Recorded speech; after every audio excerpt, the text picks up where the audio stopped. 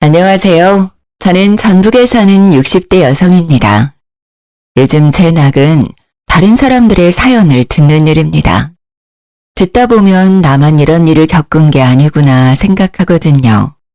사람 사는 일이 왜 이렇게 힘든지. 지금은 다 떨쳐내고 잘 지내지만 이겨내기까지 꽤 오랜 시간이 걸렸네요. 별별 사연 속에 제가 겪었던 일을 보태려고 글을 남기게 되었어요. 그 일은 안타깝게도 지금 현재까지 자주 일어나는 일입니다. 뉴스를 보면서 왜 이런 끔찍한 일이 사라지지 않고 계속 일어나는 건지 알 수 없어요. 벌써 그 일이 일어난 지 10년이 넘었지만 그 일은 저와 제 딸에게 사라지지 않는 생채기를 내고 말았습니다. 그때의 일을 더듬어가며 생각해보면 처음부터 이상한 것 투성이었습니다. 왜 그때는 빨리 눈치채지 못했는지 아쉬울 따름이죠. 제 딸은 당시에 고등학교를 갓 졸업하고 취업을 한 상태였습니다. 남편은 딸이 어릴 때 교통사고로 떠나고 제게 남은 유일한 자식이니 대학을 보내고 싶었어요. 하지만 딸은 아직 하고 싶은 공부가 없다고 했죠. 대학 가면 등록금만 아깝다고 가지 않겠다고 했어요. 취직해서 돈 벌고 나중에 배우고 싶은 것이 생기면 그때 대학을 가겠다는 말에 말릴 수가 없었어요. 작은 중소기업에 격리로 들어간 딸은 자기 적성에 잘 맞는다며 좋아했거든요. 참 성실하게 회사 생활을 하더라고요. 사무실에서 가장 막내라고 아침 일찍 일어나 출근 준비를 하고 집을 나섰죠. 아침이라도 먹이고 싶은 마음에 저도 덩달아 일찍 일어나 밥상을 차려주면 괜히 엄마 힘들게 한다면서 괜찮다고 손사래를 치곤 했죠. 회사 가는 길에 커피 한 잔 사 먹으면 졸음도 깨고 배도 부르다고 했어요. 그런 딸이 얼마나 안쓰럽고 기특하던지.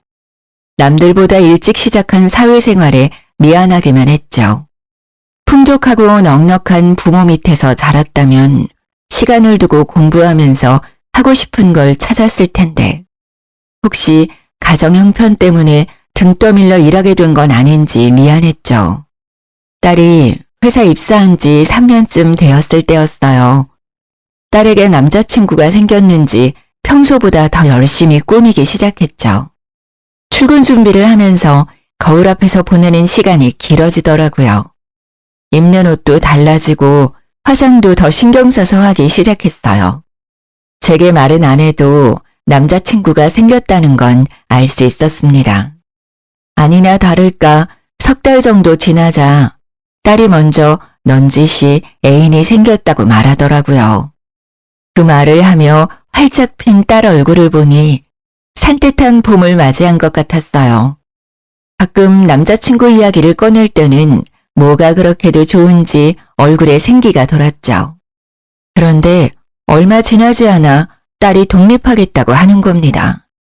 이제 겨우 20대 초반이었고 저도 혼자 살고 있었기에 독립을 반대했어요. 하지만 딸은 독립하겠다는 고집을 꺾지 않았죠. 물론 딸이 성인이 되었고 나가서 살 수 있었지만 여자 혼자 밖에 나가 사는 게 걱정되잖아요. 내심 돈을 아껴서 더 모았으면 하는 생각도 있었고요. 제가 계속 독립을 반대하고 나서자 딸은 생전 부리지 않는 고집을 부리면서 언성을 높였죠. 왜 집에서 못 나가게 하는 거예요? 회사도 집이랑 멀기도 하고 돈도 충분히 모았으니까 나가서 살게요. 겨우 그거 모아서 나가서 살겠다고? 미래를 생각해야지. 걱정하지 마세요. 보증금 낼 돈도 모아놨고 월세도 꼬박꼬박 낼 거예요. 철이 없는지 모르는 건지 딸은 보증금과 월세만 있으면 충분하다고 생각하는 것 같았죠. 나가 살려면 얼마나 많은 돈이 필요한데 회사 생활 3년에 모아놓은 돈이 얼마나 되겠어요. 겨우 원룸 전세금 정도 모아놓았겠죠. 나가면 딸만 고생한다는 생각에 한바탕 잔소리를 퍼부었습니다. 월세만 내면 다인 것 같아? 먹고 마시는 건 공짜인 줄 알아? 거기다가 수도세, 전기세까지 생각하면 나가 살면서 돈 못 모아. 그러니까 조금 더 엄마랑 같이 살자. 회사도 그렇게 먼 것도 아니잖아. 버스로 40분 거리면 가까운 거지. 아침에 일찍 일어나는 것도 너무 힘들어요. 그 시간에 잠도 더 자고 싶고. 그리고 이미 집도 계약해 놓았어요. 이미 계약을 끝냈다니 할 말이 없더라고요. 그렇게도 저와 떨어져 살고 싶은 것인지 서운한 마음이 더 앞섰죠. 자식 키워놓아봤자 아무 소용 없구나 싶기도 했고요.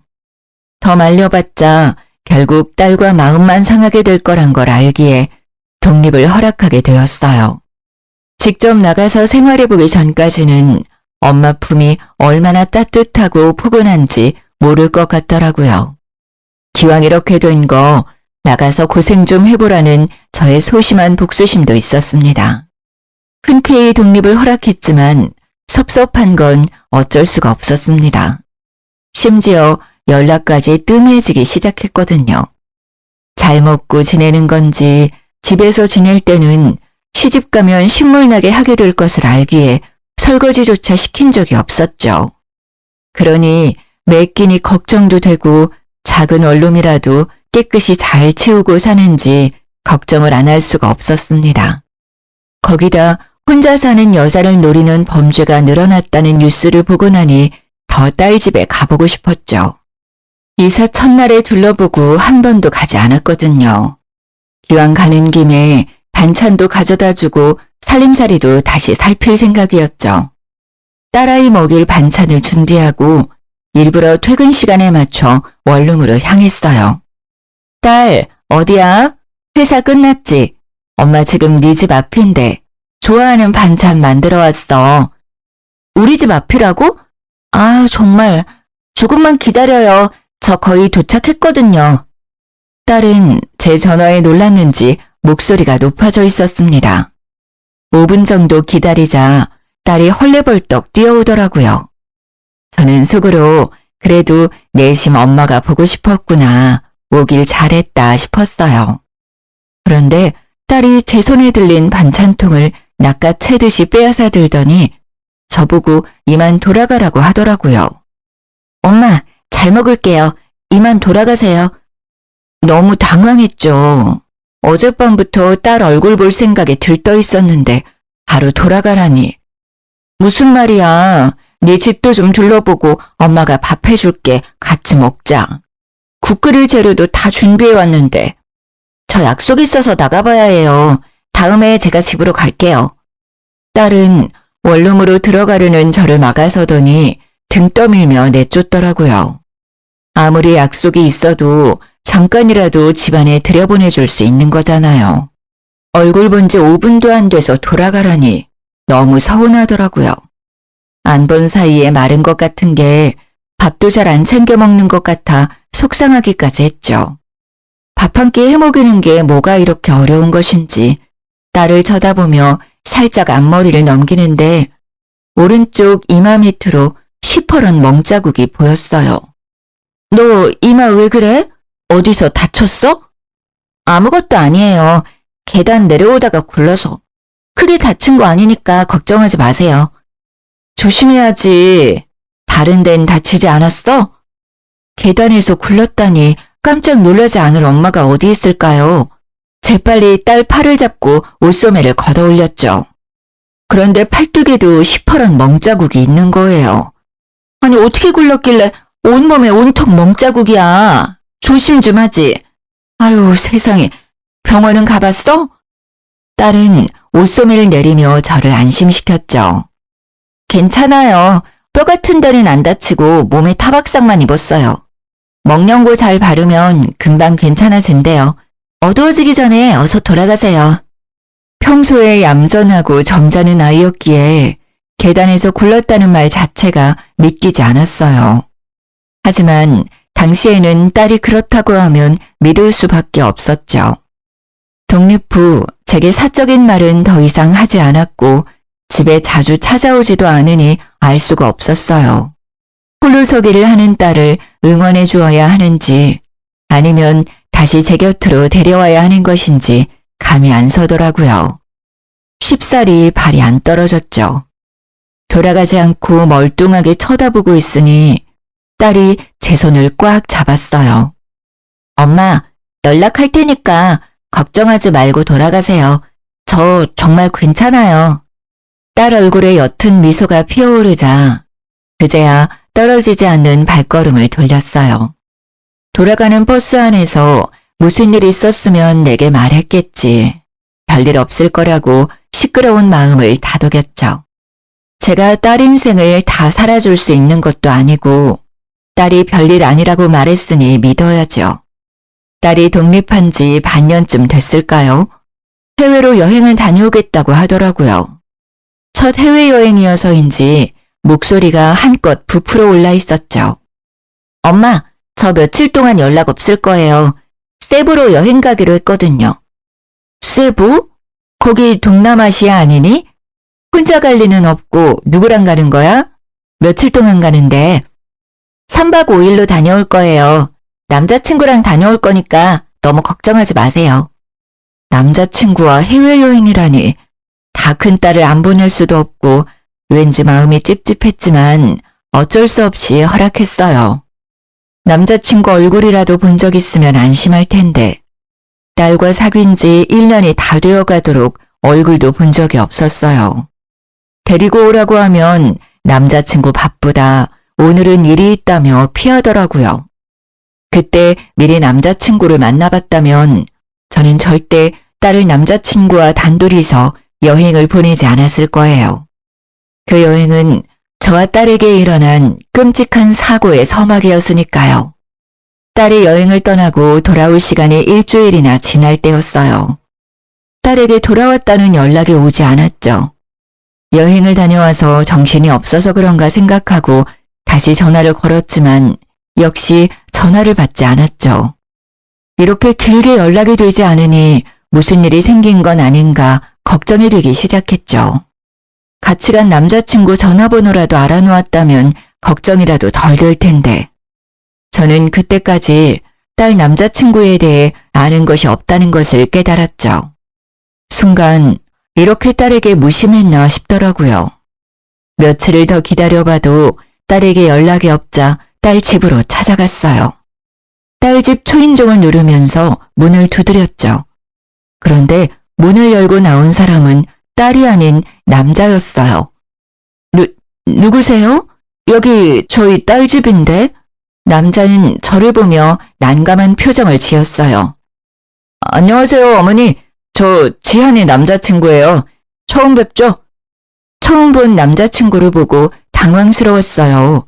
그것도 딸 집에서 자연스럽게 문을 열고 나왔으니까요. 살짝 고개를 돌려 현관을 보자 남자 신발이 여러 켤레가 있더라고요. 이미 이곳에서 지낸 지 꽤 된 것 같았어요. 그래서 반찬 주려고 찾아왔던 그때 급히 저를 돌려보냈나 싶기도 했죠. 그때까지 한 번도 딸이 남자친구와 같이 동거 중일 거라고 생각해보지 않았었어요. 그것도 제게 비밀로 하고 말이죠. 하지만 지금은 딸이 무사하게 돌아왔는지 확인하는 게 먼저였습니다. 아, 네. 지안이 어디 있나요? 하도 연락이 안 돼서 이렇게 연락이 안 된 게 처음이라. 그런데 딸 남자친구 입에서 나오는 말은 제 예상과 전혀 다른 말이었어요. 지안이 본가로 간 거 아닙니까? 저보다 먼저 한국으로 돌아갔는데요. 저는 집에 없어서 본가로 돌아간 줄 알았어요. 그게 무슨 말이에요? 한국으로 먼저 돌아갔다니요. 그게 여행 도중에 싸웠거든요. 그랬더니 지안이가 화가 많이 났는지 집으로 먼저 돌아간다고 호텔로 갔어요. 저도 뒤늦게 호텔로 돌아와 보니 지안이 짐이 이미 사라졌길래 먼저 돌아갔다고 생각했거든요. 그 말은 제 딸이 실종됐다는 말인가요? 그런 것 같네요. 저도 방금 한 사실이라. 저를 당황하게 한 것은 딸이 실종되었다는 말도 있었지만 그런 말을 정말 태연하게 하는 남자친구였어요. 동거 중인 여자친구가 실종되었는데 걱정 없는 마른 장작처럼 툭 하고 내뱉는 그 남자의 모습에 소름이 돋아올랐죠. 차분하게 무표정으로 서 있는 남자를 보고 분노가 치밀어 올랐죠. 50년 이상 살아온 제 촉이 딸이 사라진 것은 이놈과 연관이 있다고 가리켰어요. 당신이 내 딸 어떻게 한 거 아니야? 어떻게 여자친구가 말도 안 통하는 타국에서 사라졌다는데 그렇게 태어날 수가 있어? 내 딸 어디 있어? 빨리 데려와! 저한테 왜 그러세요? 저도 방금 알았다고 했잖아요. 저도 지금 지안이가 어머님 댁에 있는 줄 알았다니까요? 되레 저한테 큰 소리를 치더라고요. 저는 가방에서 핸드폰을 꺼내 경찰에 신고했어요. 아무리 생각해도 제 딸이 사라진 게 이상한 일이었으니까요. 10분 뒤 출동한 경찰에게 저는 딸 남자친구가 의심된다고 말했죠. 아무래도 이 남자가 수상해요. 제 딸과 함께 여행 가서 혼자였단 말이에요. 제 딸이 돌아와야 할 날짜가 벌써 열흘이 넘었는데 저는 정말 억울하다니까요. 먼저 한국 간다고 짐까지 챙겨 나가버린 걸 저보고 어쩌라는 말입니까? 정말 어머님 댁에 있는 줄 알았다니까요. 아이씨. 두 분 다 진정하세요. 일단 실종 신고부터 하시고 필리핀 현재 경찰에게 수사 요청부터 해보죠. 딸 남자친구는 얼굴이 새빨개지면서 욕까지 내뱉었죠. 이런 폭력적인 남자와 내 딸이 만나고 있었다니 순간 아찔해졌습니다. 심증은 있지만 증거가 없으니 마냥 우길 수도 없고 경찰이 하루빨리 제 딸을 찾아주길 바랄 뿐이었죠. 집으로 돌아와 딸을 찾았다는 연락만 기다렸습니다. 그때까지는 딸을 쉽게 찾을 수 있을 거라고 생각하고 있었죠. 하루하루 시간은 가는데 경찰서에는 연락이 없었어요. 딸이 실종된 지 한 달쯤 되어가자 참다 못한 제가 먼저 전화를 걸었습니다. 저기 실종 신고한 최지안 엄마인데요. 수사가 어떻게 진행되고 있는지 알고 싶어서 연락드렸어요. 아, 네. 필리핀에서 실종됐다고 하셨죠? 어머니, 죄송합니다. 최근 필리핀은 외국인 대상으로 범죄율이 너무 높은 나라라서요. 거기다 밤에 짐까지 들고 나갔다고 하면 못 찾는 경우가 허다해서 말이죠. 찾는데 시간이 걸릴 것 같네요. 경찰 말은 딸을 찾지 못한다는 말이나 마찬가지였죠. 저도 필리핀에서 최근 한국인 대상으로 범죄가 심각하다는 뉴스를 받기에 속만 태울 수밖에 없었습니다.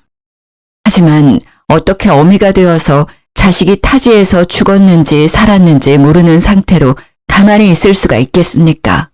딸 혼자 사라진 게 아닐 거예요. 그 남자친구가 수상하다니까요. 여자친구가 사라졌는데 너무 태어난 게 말도 안 되잖아요. 한 번만, 제발 한 번만 조사 좀 해주세요. 그래서 저희도 조사했죠. 하지만 증거가 없어요. 따님이 묵었던 호텔 CCTV가 고장나는 바람에 아무것도 찍히지 않았어요. 아시겠지만 필리핀이 워낙 치안도 안 좋고 우리나라처럼 방범용 CCTV가 설치된 곳이 드물어요. 지금으로는 방법이 없어요. 경찰 말을 듣고 망연자실했죠. 믿고 있었던 경찰이 찾지 못하면 누가 찾을 수 있을까요? 더 이상 경찰만 믿고 있을 수 없었죠. 제가 직접 딸을 찾으러 가야겠다고 생각했고 다니던 직장에 휴가 신청을 냈어요. 일주일씩이나 자리를 비운다는 게 당시로서는 쉽지 않았지만 회사에서도 딱한 제 사정을 이해해 주셨죠. 무작정 딸이 사라진 세부 지도와 딸을 찾는 몇 마디 말만 배워 딸이 사라진 세부로 떠나게 되었어요. 말도 안 통하는 곳에서 딸을 찾기란 쉽지가 않더군요. 뜨거운 햇볕에 살은 녹을 것 같고 워낙 유명한 관광지라 사람 찾는 게 모래사장에서 바늘 찾기보다 힘들었어요. 무작정 종이에 영어로 겨우 딸이 실종되었다는 내용을 적어 딸 사진과 함께 지나가는 사람들을 붙잡고 보여주었죠. 하지만 사람들은 제게 손살에 치며 고개를 좌우로 흔들었죠. 다들 모른다는 말만 하고 지나쳤습니다. 어디서부터 찾아야 하는 건지 답답하기만 했죠. 직접 와보니 경찰들이 왜 찾지 못하겠다고 하는지도 어느 정도 이해가 갈 것 같았어요. 하루에도 수천 명의 사람이 돌아다니고 관광객이 넘쳐나는 곳에서 딸을 찾기 쉽지 않다는 걸 깨닫게 되었죠. 아껴 쓴다고 아꼈지만 며칠 만에 환전해서 가져온 돈을 다 써버렸어요. 저는 아무 수확 없이 받은 휴가를 다 쓰고 한국으로 돌아와야 했습니다. 그 황망함은 말로 할 수가 없더라고요. 내가 조금만 더 영어를 할 수 있다면 잘 설명해서 우리 지한이를 찾을 수 있지 않았을까? 죄책감마저 들었어요. 하지만 이대로 포기할 수 없었죠. 딸을 찾겠다는 일념으로 다시 한국으로 돌아와 영어 공부를 하기 시작했습니다. 회사 일을 마치면 학원에 가서 영어를 배웠죠. 먹고 쓰는 것도 아끼고 또 아꼈어요. 다시 세부로 가기 위해서는 돈이 필요했으니까요. 매년 휴가철에는 피서객들에 섞여 세부로 향했습니다. 공부한 보람이 있는지 사람들이 하는 말을 조금씩 알아들을 수가 있었죠. 하지만 제 딸은 어디로 사라졌는지 행방을 알 수가 없었어요. 다시 빈손으로 한국으로 돌아왔을 때는 정말 절망스럽더라고요. 그래도 딸을 찾는 걸 포기할 수는 없었습니다. 딸은 제 인생을 포기할 만큼 제 전부였죠. 제가 못 먹고 못 입어도 딸에게만큼은 잘해주고 싶었어요. 가정 형편이 좋지 못해서 더 챙겨주지 못했던 것이 더 마음이 아팠죠. 딸은 세부 어딘가에서 분명 저를 기다리고 있다는 생각에 괴로웠어요. 딸이 사라진 지 5년 정도 시간이 흐르자 가슴속에서 불덩이가 자란 듯이 가슴이 답답해오고 속이 뜨거워지기 시작했죠. 그럴 때마다 목욕탕에 가서 뜨거운 기운이 가실 때까지 찬물에 들어갔다가 나오기를 반복했어요. 그렇게 가슴에 뜨거운 불덩이가 식기를 바랐죠. 일주일에도 몇 번씩 가슴속 불덩이를 식히기 위해 목욕탕을 찾게 되었어요. 그날도 찬물에 들어갔다가 나와 몸 구석구석 씻고 있는데 가슴 쪽에 몽우리가 잡히더라고요. 폐경기 여자들에게 유방암이 흔하다는 말을 들어서인지 걱정이 되었죠. 바로 다음 날 병원으로 찾아가서 정밀 검사를 받게 되었어요. 혹시나 하는 예상은 틀리지 않더라고요. 유방암이시네요. 가슴 아래쪽에 1cm가량의 종양이 발견되었어요. 아직 크기도 작고 림프절의 전이도 안 된 상태네요. 암이라니. 아직 딸을 못 찾았다는 생각에 눈앞이 캄캄해지더군요. 그럼 얼마나 살 수 있는 건가요? 너무 걱정하지 마세요. 유방암 초기니까 항암 치료만으로도 충분히 제거할 수 있어요. 의사의 다정한 위로에도 아무것도 들리지 않았어요. 저는 조용히 일어나 진료실을 나왔습니다. 항암 치료만 받으면 살 수 있다니. 하지만 딸도 없는 세상에 혼자 살아서 뭐 하겠어요. 그때는 모든 희망을 잃어버린 것 같았죠. 캄캄한 방 안에서 누워있는데 무엇을 해야 하는지 모르겠더라고요. 눈물만 흐르고 세상 모든 게 원망스러웠죠. 손끝 하나에도 힘이 들어가지 않았어요. 이대로 죽으면 딸을 만날 수 있을까 하는 바보 같은 생각까지 들더군요. 그때 벽에 걸린 가족 사진이 눈에 들어왔어요. 남편이 살아생전 찍었던 어린 딸이 보였죠. 뽀얀 얼굴에 붉은 입술. 그 얼굴을 보고 이부자리에서 벌떡 일어섰습니다. 이대로 딸을 두고 죽을 수는 없다는 생각이 들더라고요. 죽더라도 딸 옆에서 죽고 싶었어요. 딸 머리카락 한 올이라도 제 품에 품고 죽어야겠다는 생각이 들었죠. 다음 날부터 저는 주위를 정리하기 시작했어요. 전 재산을 정리해서 필리핀으로 갈 계획을 세웠죠. 집을 부동산에 내놓고 회사에도 퇴직 신청을 했습니다. 들어놓았던 보험도 정리해서 보험금 청구도 받으니 돈이 꽤 모였죠. 이 돈이면 필리핀에서 작은 집 하나 얻어서 남아있는 목숨 동안 딸을 찾을 수 있겠다 싶었죠. 다시 태양빛이 내리쬐는 세부로 돌아와 딸아이 사진과 쪽지를 쥐고 지나가는 사람들을 붙잡아 세우며 보여주었죠. 사람들은 여전히 제게 관심이 없었고 딸 소식은 여전히 깜깜무소식이었죠. 암이 다른 곳에 전이돼서 상태가 악화되기 전에는 찾을 수 있을지 걱정과 조급함이 들었어요. 한 달을 세부 거리를 찾아다닐 때 문득 딸이 세부가 아닌 다른 곳에 있는 건 아닐까라는 생각이 들더라고요. 다음 날 세부 옆에 있는 네그로스 섬으로 가게 되었어요. 필리핀으로 딸을 찾으러 온 지 5년이 넘어서 처음으로 다른 섬으로 딸을 찾으러 가게 된 거죠. 낯선 거리에서 딸아이 사진과 쪽지를 꺼내어 지나다니는 사람들에게 보여주었습니다. 딱히 그곳으로 간다고 사람들이 제 사연에 관심을 주는 건 아니었어요. 관심 없이 지나쳐가는 사람들을 보니 저도 지쳐가더군요. 날씨는 왜 그렇게 후덥지근하던지 뜨거운 햇볕에 잠시 길가의 나무 아래로 피해 들어갔죠. 가방에서 생수병을 꺼내어 목을 축이고 있을 때였어요. 건너편 길가에 한국인 부부처럼 보이는 사람이 지나가더라고요. 아내가 임신을 했는지 배가 불뚝 불러와 있었죠. 제 딸 또래로 보이는 여자를 보니 다시 눈물이 왈칵 차올랐습니다. 내 딸은 어디에 있는지 알기만 하면 이 엄마가 당장 찾으러 갈 텐데. 속상한 마음에 손에 들린 딸아이 사진을 쳐다보았습니다. 그 순간 내 딸이라는 본능적인 느낌이 확 들더라고요. 저는 그 자리에서 벌떡 일어났습니다. 방금 길 건너 지나간 임산부는 분명 제 딸이었어요.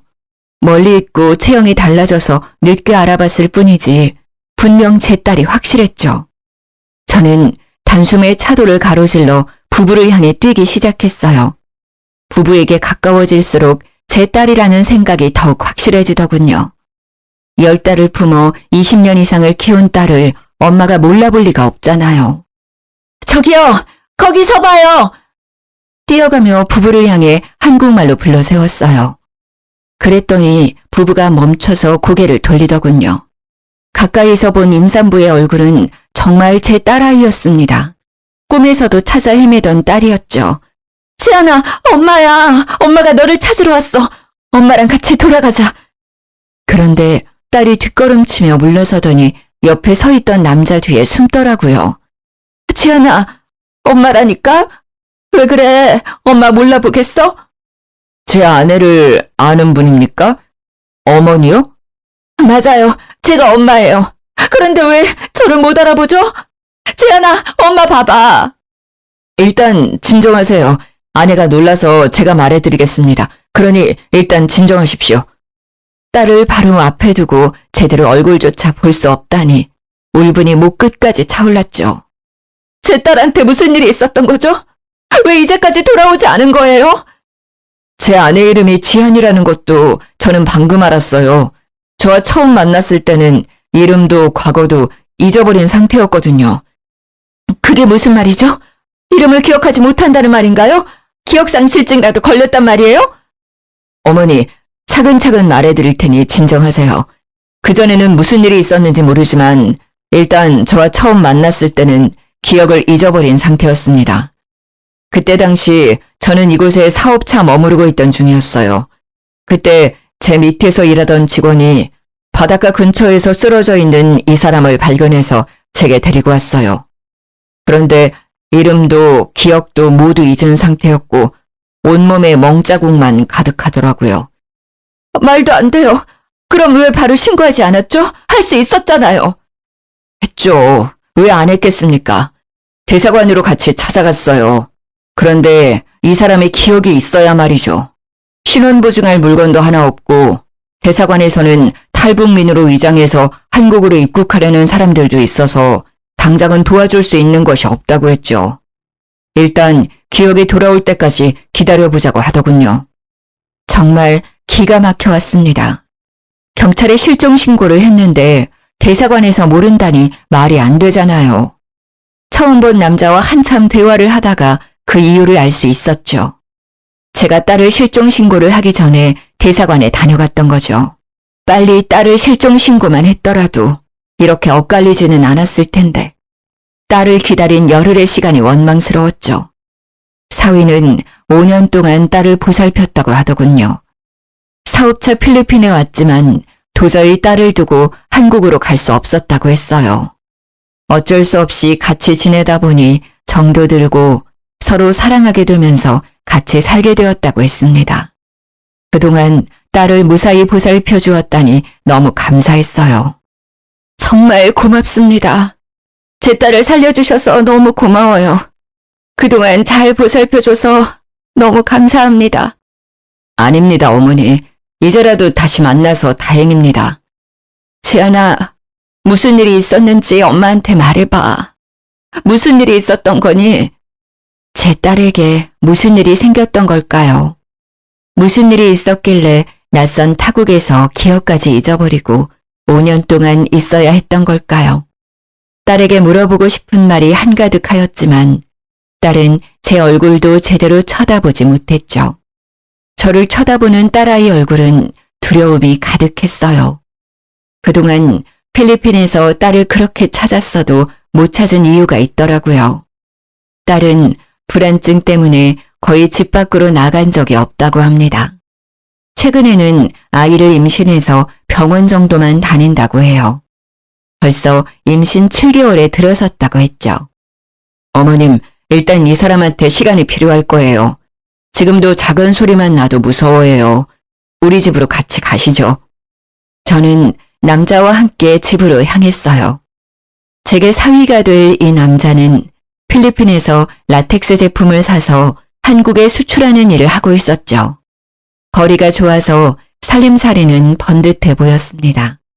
그럼 이제 어머님이 아내 신원보장을 할 수 있으니 여권을 재발급해야겠군요. 네, 일단 딸아이를 한국으로 데려가고 싶은데 괜찮을까요? 네, 안 그래도 아내 출산이 2달 정도밖에 남지 않아서 걱정이었거든요. 아직 이곳은 의료시설이 낙후되어 있거든요. 저희는 바로 다음 날 대사관에 여권 재발급을 신청하게 되었어요. 그동안 신고 기록과 딸아이의 병원 진료 기록 등을 제출하니 쉽게 여권을 발급해 주더군요. 딸과 다시 한국으로 돌아갈 생각을 하니 마음이 들떴어요. 여권이 나오자 저희는 바로 한국으로 출국하게 되었죠. 한국으로 왔지만 이미 집까지 팔아서 필리핀으로 갔던지라 당장 지낼 곳이 없었어요. 그런 제게 사위가 먼저 같이 지내자고 했죠. 장모님, 괜찮으시면 우리 집에서 같이 지내는 건 어떠세요? 사위는 한국과 필리핀을 오가면서 지내서 이미 한국에 집을 가지고 있었거든요. 저는 사위 말에 너무 고마웠죠. 아무리 장모라고 해도 얼굴 본 지 겨우 1달밖에 되지 않은 사이잖아요. 정말 그래도 되겠어? 자네가 불편하지 않겠어? 당연하죠. 장모님이 곁에 있으면 집사람도 불안증이 안정될 것 같고 좋을 것 같아요. 혼자 지내시기도 적적하시잖아요. 정말 고맙네. 이렇게 나까지 챙겨줘서.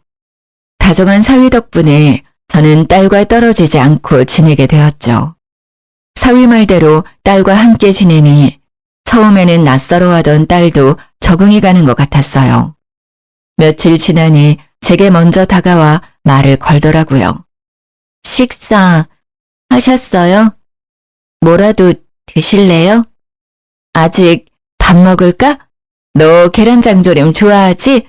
엄마가 해놨어. 그거랑 된장찌개 금방 끓여서 밥 먹자. 딸을 소파에 앉히고 점심을 준비하기 시작했죠. 먼저 다가오는 딸이 얼마나 기특하던지. 된장찌개를 끓이는데 왈칵 눈물이 밀려오더라고요. 이 시간이 정말 소중하게 느껴졌죠. 그리고 앞으로 이런 시간이 계속되길 빌었어요. 딸아이가 안정을 되찾길 바랐죠. 딸아이는 밤에 불을 끄고 잠을 자지 못할 정도로 극도의 불안 증세에 시달리고 있었거든요. 예전에는 작은 불빛만 있어도 잠을 못 자서 콘센트 불빛도 안 보이게 뒤집어두고 자던 딸이었는데 말이죠. 겉모습만 같을 뿐 꼭 다른 사람 같았어요. 살가웠던 기억은 다 잊어버리고 저를 경계하며 멀찍이 떨어져 앉아있는 경우가 많았거든요. 그런 딸이 먼저 말을 걸어주니 너무 감격스러웠습니다. 뚝딱 된장찌개를 끓여 식탁 위에 올려놓고 식사를 시작했죠. 조심히 숟가락을 들고 된장찌개를 떠먹는 딸을 물끄러미 지켜보았어요.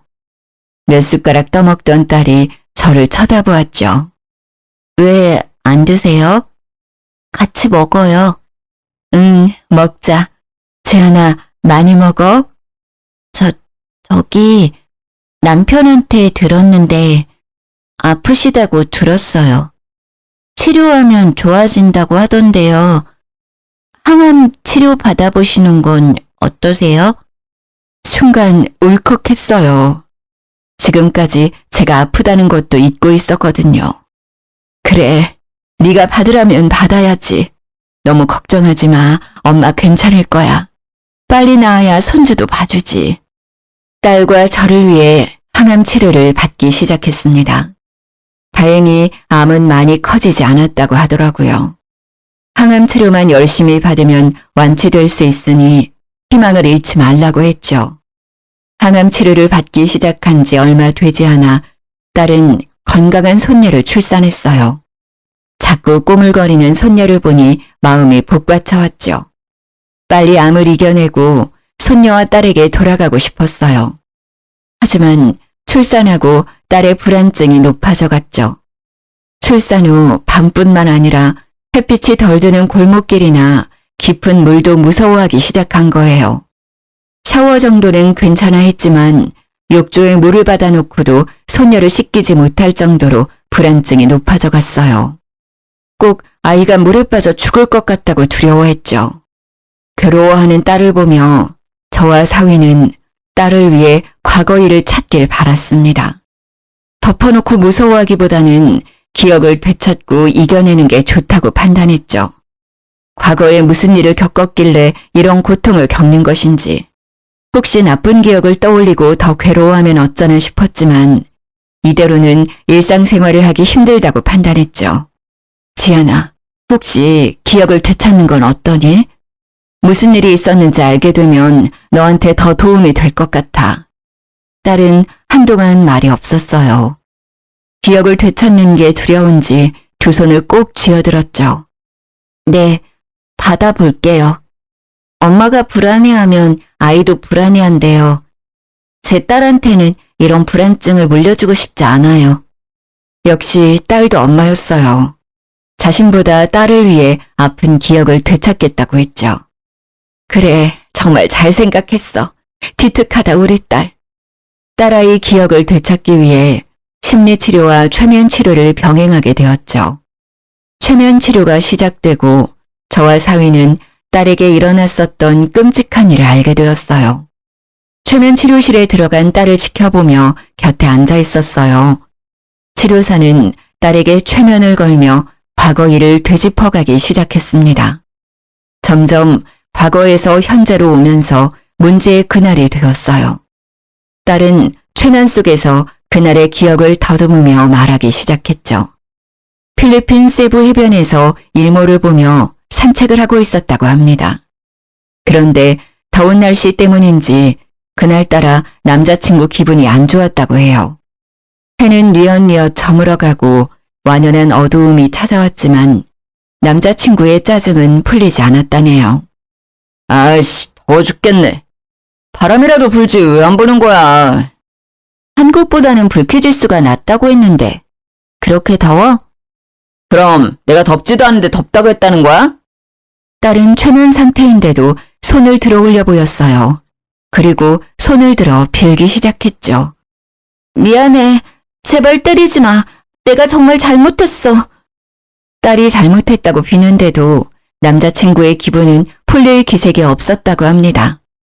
발목까지 오는 바닷물에 걷고 있던 딸은 남자친구가 손을 들어 올리며 다가오자 뒷걸음치다가 허벅지 정도 오는 바다에서 넘어졌다고 합니다. 아이씨, 안 그래도 짜증나 죽겠는데 너까지 왜 그래? 빨리 안 일어나? 왜, 여기서 수영이라도 하게? 딸이 겨우 젖은 몸을 일으키며 자리에서 일어났다고 해요. 옷이 물에 젖어 비틀거리는 딸을 보고 남자친구가 다가오더니 발로 차서 다시 물속으로 밀어넣었다고 합니다. 뭘 그렇게 꾸물거려. 수영하고 싶으면 계속 하든가. 다시 물에 빠진 딸이 허우적거리며 일어서려고 할 때 파도가 밀려오면서 붕 떠있는 딸이 오히려 깊은 수심으로 들어가 버렸고 순간 발에 땅에 닿지 않자 당황했대요. 양팔을 허우적거리며 해변에 있는 남자친구를 보고 소리를 질렀다고 합니다. 살려줘! 발이 땅에 안 닿아! 장난치지 말고 빨리 나와! 짜증나니까! 주위를 둘러봐도 한적한 해변이라 남자친구 말고는 다른 사람은 보이지 않았다고 해요. 순식간에 파도에 휩쓸려 먼 바다까지 떠내려가 버렸답니다. 딸은 그 순간에 살기 위해 필사적으로 팔을 휘저었답니다. 무서워요. 살려주세요. 너무 어둡고 아무것도 보이지 않아요. 물이 너무 짜요. 자꾸 물이 입속으로 들어와요. 네, 진정하세요. 괜찮아요. 숨을 천천히 들이마셨다가 내쉬세요. 바닷속에서 발버둥 치는데 손에 뭔가 잡혔어요. 어두워서 잘 안 보이는데 나무가 떠내려가는 것 같아요. 그걸 잡고 바다에 안 빠지려고 버텼어요. 최면 치료가 끝나자 저는 터져나오는 울음을 참을 수가 없었어요. 그 어둠 속에서 얼마나 무서웠을까. 통나무를 붙잡고 옆 섬까지 떠내려갔던 겁니다. 너무 기가 막히고 안타까웠죠. 딸아이가 다니는 정신과 의사 말로는 밤새 어두운 바다에 떠 있었던 공포를 극복하기 위해 기억을 지워버린 것 같다고 했죠. 그 기억이 얼마나 고통스러웠기에 기억을 지워버린 걸까요? 그리고 남자친구가 딸을 상습적으로 때려왔다는 것도 알게 되었죠. 5년 전 제가 딸에게 반찬을 가져가 줄 때 보았던 멍자국도 다 남자친구가 때린 자국이었던 거죠. 순간 가슴속에서 분노가 치밀어 올랐어요. 눈에 넣어도 안 아플 내 딸을 상습적으로 협박까지 했죠. 그동안 곁에 있으면서도 딸이 어떻게 지내는지도 모르고 있었던 제가 너무 바보 같았어요. 왜 그때 딸 말을 고지곳대로 믿어버린 것인지. 딸은 최면 치료를 받으며 기억을 점점 찾았지만 되찾은 기억으로 몹시 괴로워했어요. 엄마 죄송해요. 독립한 것도 남자친구가 자기가 지낼 곳이 없다고 저보고 집 구하라고 했어요. 그리고 엄마가 아시면 반대할 테니까 몰래 살게 했는데 같이 살다 보니 몰랐던 폭력성이 보이더라고요. 도망가려고 하니까 자기 말 안 들으면 엄마까지 때린다고 협박해서 도망칠 수가 없었어요. 저는 울먹이는 딸을 꽉 끌어안았습니다. 그동안 얼마나 무서웠을까요? 그런 나쁜 놈 때문에 내 딸이 그런 고생을 겪다니. 피가 거꾸로 흐르는 것 같았죠. 괜찮아. 엄마는 괜찮아. 네가 이렇게 돌아왔잖아. 이제 다 괜찮아질 거야. 저는 정말 참을 수가 없었어요. 오장육부가 뒤틀리고 이가 뿌드득 갈렸죠. 옆에 있던 사위도 분노가 치밀어 오르는지 주먹으로 벽을 내리치더니 방을 뛰쳐나갔죠. 사위가 어디로 뛰쳐나갔는지 알 것 같았어요. 저도 당장이라도 뛰어나가 그놈을 잡아오고 싶었습니다. 하지만 항암 치료의 부작용으로 체력이 많이 떨어져 있는 상태였죠. 머리카락도 듬성듬성 빠지고 구토 때문에 음식을 제대로 먹지 못했어요. 제가 당장 할 수 있는 일은 아직 불안증이 있는 딸을 위해 손주를 같이 돌봐주는 것뿐이었죠. 그래도 답답한 가슴은 어떻게 할 수가 없었어요. 제 딸이 그동안 겪었던 고통을 알고 나니 밤에 잠이 오지 않았어요. 그날 후로 사위는 집을 비우는 시간이 길어졌어요.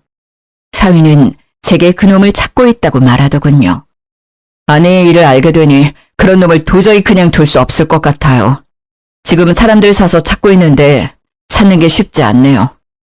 너무 무리하지 말게. 그놈을 잡는 것보다 자네 건강이 중요해. 네, 걱정하지 마세요. 그래도 그놈은 다른 사람들을 위해서라도 꼭 잡아야 해요. 그 벌은 못 거치고 또 어디서 다른 사람을 괴롭히고 있을 거예요. 사위는 딸뿐만 아니라 다른 사람들을 위해서라도 잡고 싶어 했어요. 손녀가 돌이 막 지난 후였어요. 사위의 끈질긴 노력 끝에 그놈을 잡았다는 전화를 받았습니다. 장모님, 잡았어요. 혹시 지금 경찰서 오실 수 있으세요? 전화를 받고 한 걸음에 경찰서로 달려갔습니다. 경찰서 안으로 들어서니 죽여도 시원찮은 놈이 의자에 삐딱하게 앉아 있었죠. 경찰서로 들어오는 저를 알아봤는지 입가에 미소까지 띄더라고요. 정말 그때는 온몸에 소름이 돋아오를 정도로 놀랐어요. 저를 기억할 거로 생각하지 못했거든요. 경찰 조사를 받는 내내 성실함이라고는 없었죠. 툭툭 내뱉는 말투로 질문에 대답하더라고요. 제 딸을 그렇게 망가뜨려 놓고 버릇을 버리지 못했는지 2년 전에 데이트 폭력으로 고소가 된 적이 있었다네요. 상대방 여자가 합의해서 원만하게 끝났다고 했죠. 그런 전과가 있음에도 경찰은 제 딸이 당한 일과 그놈은 상관없다고 결론을 내렸어요. 지금 조사를 해봤는데 이미 사건이 오래되어서 증거도 없고 증인 기억이 정확하지 않네요. 최면 치료 중에 나온 기억이잖아요. 증거로 보기에는 어려워요. 결국 저놈을 풀어줘야 한다는 겁니까? 저희도 지금으로서는 어쩔 수가 없습니다. 확실한 증거가 없는 상태라서 증거 불충분으로 풀어줘야 합니다. 말도 안 돼요. 피해자가 있는데. 전에도 이런 짓을 했다면서요. 그런데 이렇게 풀어주다뇨. 하지만 경찰은 어쩔 수 없다는 말만 반복했죠. 그놈은 저희를 보면서 어깨를 들썩이더니 경찰서 밖으로 나가더군요. 분노가 치밀어 올라 이대로 그놈을 보낼 수가 없었어요. 바로 그놈을 따라가며 옷자락을 붙잡았죠. 가긴 어딜 가? 거기 안 서? 내가 찾아갔을 때 말했어야지. 나한테 거짓말하고 그동안 뻔뻔하게 살아? 이런 짐승만도 못한 놈아. 그럼 내가 바다에 빠뜨렸다고 말이라도 하길 바랐어? 증거가 없다잖아. 이미 5년이나 지난 일로 왜 그래? 살아 돌아왔으면 감사하게 생각하면서 살라고. 이 미친 노인네야. 못 가. 다시 경찰서로 들어가. 이렇게는 못 보내. 내 딸을 그렇게 만들어 놓고 어딜 가? 저는 그놈에게 달려들어 멱살을 붙잡고 경찰서로 잡아 끌었습니다. 그놈은 멱살을 잡은 제 손을 잡아 비틀고 뒤로 밀어버리더군요. 저는 비틀거리면서 바닥에 주저앉고 말았습니다. 그 모습을 본 사위가 놈의 얼굴을 주먹으로 내리쳤죠. 이 새끼가 지금 누구를 미는 거야? 너는 뭐야? 노인네랑 무슨 사위라도 되냐? 그래, 사위다 왜? 너 때문에 내 아내가 얼마나 괴로워 있는지 알아? 둘이 뒤엉켜 싸우기 시작하자 경찰들이 밖으로 나오면서 두 사람을 붙잡고 떨어뜨려 놨습니다. 지금 경찰서 앞에서 뭐 하시는 겁니까? 그만두세요! 저 자식이 제 장모님을 밀었다고요. 내가 그냥 밀었어? 노인네가 먼저 시비를 걸었잖아. 들어가서 조서 쓰고 돌아가세요. 아무리 악감정이 쌓였다고 해도 서로 폭력 행사하는 것은 안 됩니다. 두 사람은 다시 경찰서로 들어가 조서를 쓰고 돌아갔죠. 사위는 돌아가는 내내 화가 풀리지 않는지 두 손을 부들부들 떨었어요. 죄송합니다, 장모님. 분명 잡아서 처벌을 받게 하려고 했는데 이렇게 될지 몰랐어요. 아니야, 왜 그런 말을 해? 자네는 최선을 다했어. 우리 손으로 잡아넣지는 못했지만 그래도 해볼 수 있는 건 다 해봤잖아. 집으로 돌아온 저희는 다시 일상을 되찾아갔습니다. 딸은 아직 불안증이 높지만 꾸준히 약과 상담을 받으며 회복해가고 있었고 손녀는 하루가 다르게 건강하게 커가고 있었죠. 모든 것은 평화로워 보였지만 뭔가 끝나지 않은 것 같은 찝찝한 기분은 사라지지 않더라고요. 그놈이 어디서 또 어떤 여자들을 괴롭히고 때리고 있을 생각을 하니 뭔가 끝내지 않은 숙제를 남겨놓은 느낌이 들었거든요. 그렇게 한 반년 정도 지나 저는 정기검진을 위해 병원에 다녀오게 되었어요. 병원에서는 전이도 없고 치료도 잘 되고 있다고 하더군요. 이제 지겨운 암도 끝이구나 생각하며 병원 로비를 걸어가고 있을 때였죠. 제 눈앞에 그놈이 걸어오더라고요. 선글라스를 끼고 손에는 지팡이를 집은 채 옆에는 사회복지사로 보이는 중년 여자의 부축까지 받으면서 제 옆을 지나쳐가더라고요. 온몸에 털이 바짝 올랐어요. 아무리 후안무치라고 해도 바로 옆에 서 있는 피해자를 몰라본다니 믿을 수가 없었죠. 전에 경찰서에서도 저를 바로 알아봤으니까요. 손발이 덜덜 떨리더니 심장이 팔딱이더라고요. 가쁜 숨을 내쉬며 뒤를 따라갔죠. 두 사람이 멈춘 곳은 안과였어요. 그놈이 간호사와 함께 진료실로 들어가자 부축하던 중년 여자에게 다가갔습니다. 저기 방금 들어간 남자 지인인데요. 혹시 무슨 일로 병원에 온 건가요? 저를 못 알아봐서요. 아, 방금 저 사람이요? 반년 전인가 경찰서에서 돌아오면서 교통사고가 났대요. 그때 얼굴을 핸들에 크게 부딪혔나 봐요. 얼마나 세게 부딪혔는지 시신경이 다치는 바람에 양쪽 눈이 실명되었거든요. 아유, 아직 앞날이 창창한 청년이 어쩌다 다쳤는지 가여워 죽겠어요. 안전벨트만 했어도 그렇게 크게 부딪히지 않았을 거라는데. 에휴. 그 말을 듣고 뒤돌아서는데 올라가는 입꼬리가 내려오지 않았어요. 가장 먼저 드는 생각은 남겨진 숙제 같던 일이 더는 일어나지 않겠다는 거였죠. 눈에 보이는 게 없으니 누구를 괴롭힐 수 있겠어요. 천벌을 받았다는 생각이 들었습니다. 그 후에 제 마음은 개운해졌지만 아직도 뉴스에 심심치 않게 데이트 폭력 문제가 나오면 마음이 너무 안 좋았어요. 바로 제 딸이 데이트 폭력 피해자였으니까요. 남일같이 느껴지지 않았죠. 왜 이런 일들은 사라지지 않고 반복되는 것인지 다시는 이런 안타까운 희생이 없었으면 좋겠어요. 피해자에게 몸에 생긴 상처보다 마음에 남겨지는 상처가 더 깊더라고요. 제 딸도 기억을 지워버릴 정도로 충격을 받았으니까요. 딸은 지금은 겉으로는 완전히 그때의 일을 벗어난 것 같지만 가끔 그런 비슷한 뉴스를 보면 자리에서 일어나 피해버리고는 해요. 아직 완전히 잊히지 않은 거겠죠. 그리고 손녀에게만은 그런 일이 없었으면 좋겠다고 넌지시 제게 말했죠. 아마도 예전처럼 기억을 지워버리지 않는 한 그 기억은 평생 제 딸을 괴롭히겠죠. 사위는 몇 년 전에 필리핀 사업을 접고 전북으로 내려와 새로운 사업을 시작했어요. 지금은 사업도 안정적으로 이끌어 나가면서 지역 방범대에 가입해서 활동하고 있죠. 딸이 데이트 폭력으로 심한 마음의 상처를 받았어도 이렇게 든든하고 올바른 사위를 만나서 이겨낼 수 있었다고 생각해요. 아마도 그때 사위가 딸을 구해주지 않았다면 저는 2번 다시 딸과 만나지 못했겠죠. 항상 감사하게 생각하면서 다시는 이런 일이 없도록 기도를 드리고 있습니다. 아무튼 모두에게 평안만이 가득하길 바라면서 글을 줄이겠습니다. 들어주신 여러분 감사합니다.